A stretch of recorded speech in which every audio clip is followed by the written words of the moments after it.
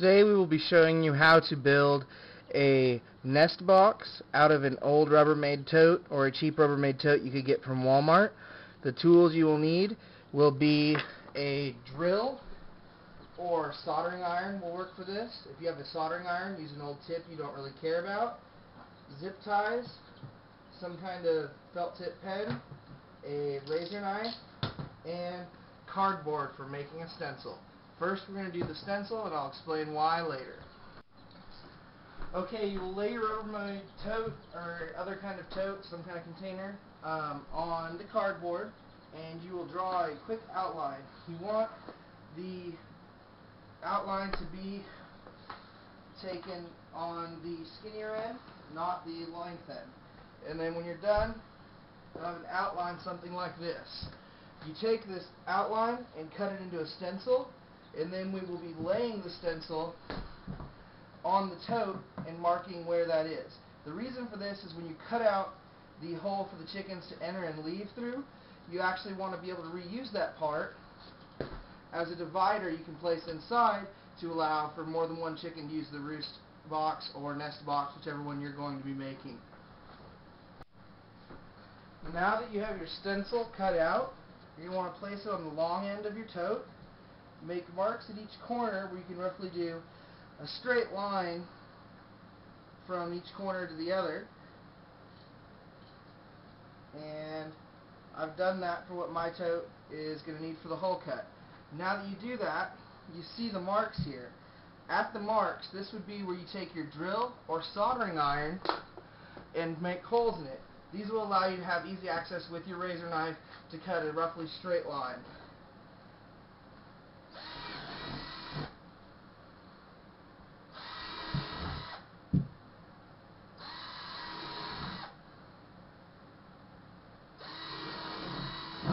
So our holes are done.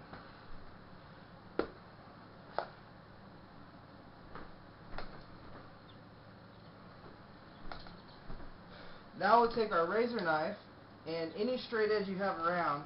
In our case, I'm just going to use the cardboard. That's good enough for what my idea for use and functionality is. I'm not a perfectionist. If it works is my only concern. And cut from one hole to the other.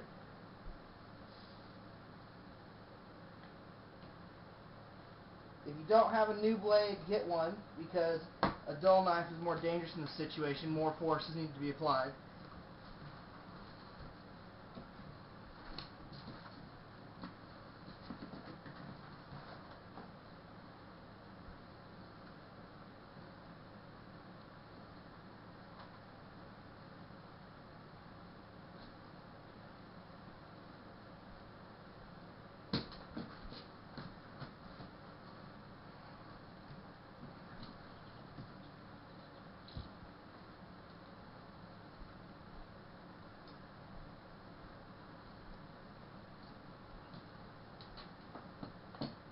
And again, I'm not going for perfection, so I'm just going for functionality.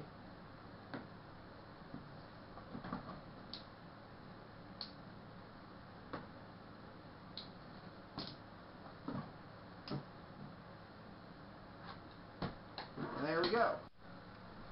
Okay, again, we're not going for perfection, so mark a few spots on your divider.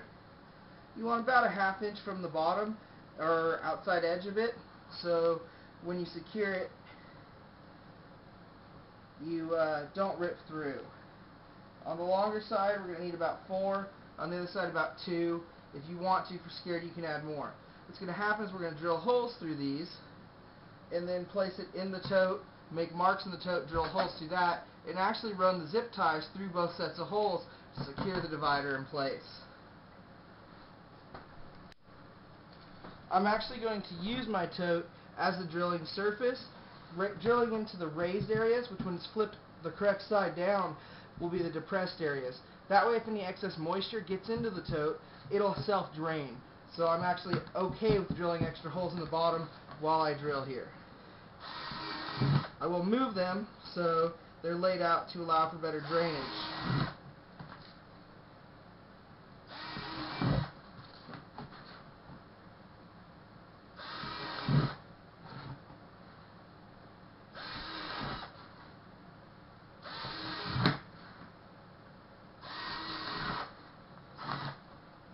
So there our holes are drilled in our sheet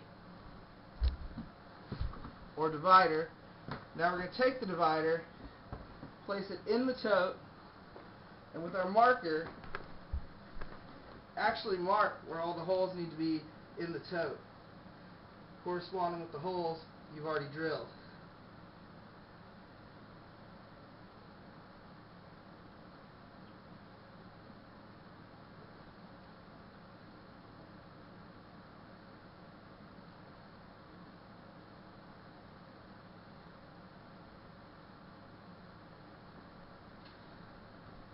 I'm going to make a second set of marks just next to each mark that I made.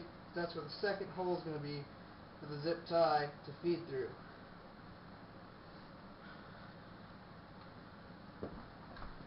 I'm just holding my tote. I'm going to drill the new sets of holes.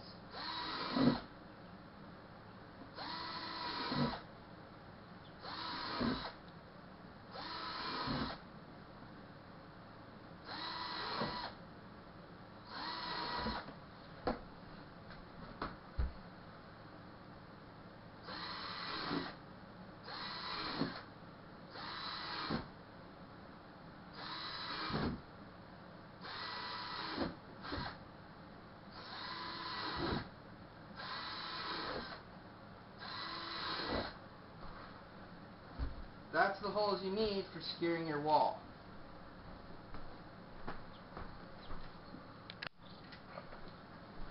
Now the zip ties will come into play. I'm going to reach inside the tote, run the zip ties up through, or actually I'm sorry, down is going to be the best way, and then back up through, but you're going to do that after you place the center divide in. You're going to do this to secure the center divide in place. Then we'll take the center divide,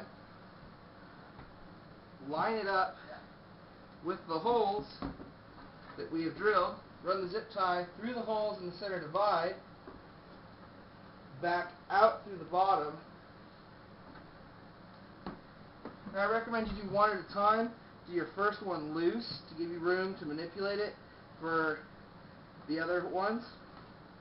And then you run the zip tie back up through, secure it to itself, and we have loosely held the divider in place. And then we'll go through and do the same thing with all the others until the divider is held in place, and then tighten them down reasonably secure, and I'll show you the end result.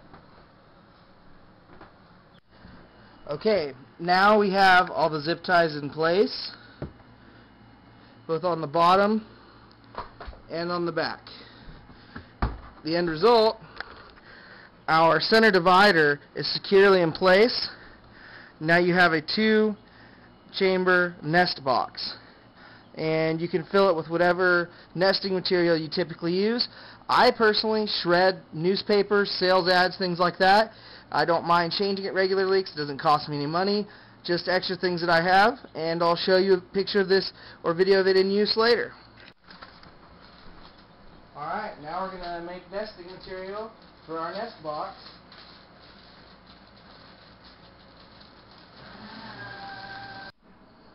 Okay, here's our final product. The nest box, built out of an old Rubbermaid tote. You can see I used to keep my home brewing stuff in.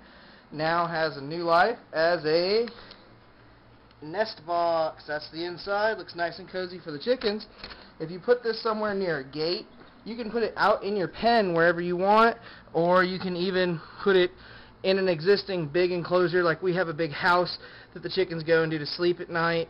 We're going to put ours in there. You just open the top, reach in from the back, and collect your eggs.